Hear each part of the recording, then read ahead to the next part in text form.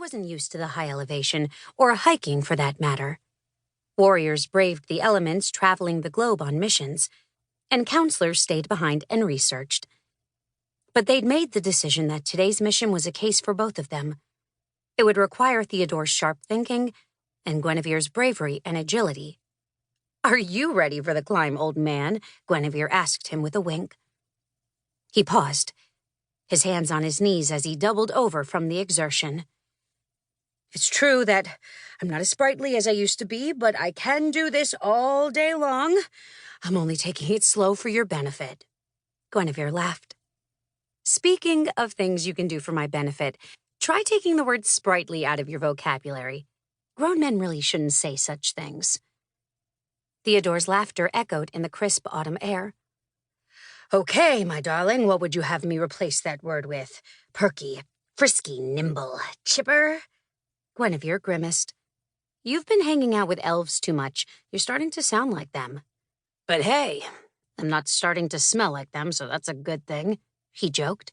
"Yes, please never give up daily showers like those hippie elves," Guinevere agreed. "Or the French," Theodore added, looking toward the ridge that marked the French border. "Do you think we'll make it before too long? I'm hoping to be back by the time the children awaken." Guinevere shot him a rebellious smile.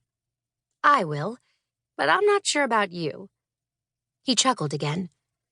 "I suppose if we're running behind, Ian will take charge for us." "Yes, he's grown very responsible over this year," Guinevere stated. "One day he'll make a fine counselor." Theodore nodded. "But not anytime soon. He needs a chance to see the world and explore before he's confined to the chamber of the tree." "They all do," Guinevere replied, referring to her other 4 children. "And they will. After we do this, we'll take them on a trip." Theodore shook his head. "You act like all we have to do is stroll up to the top of Matterhorn and flip a switch. And you act like disabling a signal broadcasting to all mortals' minds is rocket science." Theodore pursed his lips. "It definitely is science, and I'm not sure exactly how we're going to disable something the god-magician activated centuries ago." "Well, the only way to find out is to investigate." The elf Guinevere had questioned had been in a trance. Breaking into other people's minds without them knowing, it wasn't something she liked doing. But she'd come to realize that much of the history they were trying to uncover was locked away in the subconscious of magical creatures who had been on the earth for a long, long time. They might not remember the events before the Great War or the aftermath, but the memories were there if one knew how and where to look. The elf had said that he believed there were several ways a mortal could see magic again, the first of which was to be exposed to it in the purest forms. After learning this, Guinevere and Theodore had pieced things together, realizing that was one reason the council, or rather Adler Sinclair, was bent on cleaning up rogue sources of magic. Adler had said that it wasn't safe to have ghosts floating all over the planet, but the truth, they believed, was that ghosts were pure magical energy. If a mortal were to come in contact with one, the spell would be broken for them. That was why they'd been trapping the ghosts and consolidating the magic into the canisters, which somehow always disappeared, and Guinevere had yet to find them.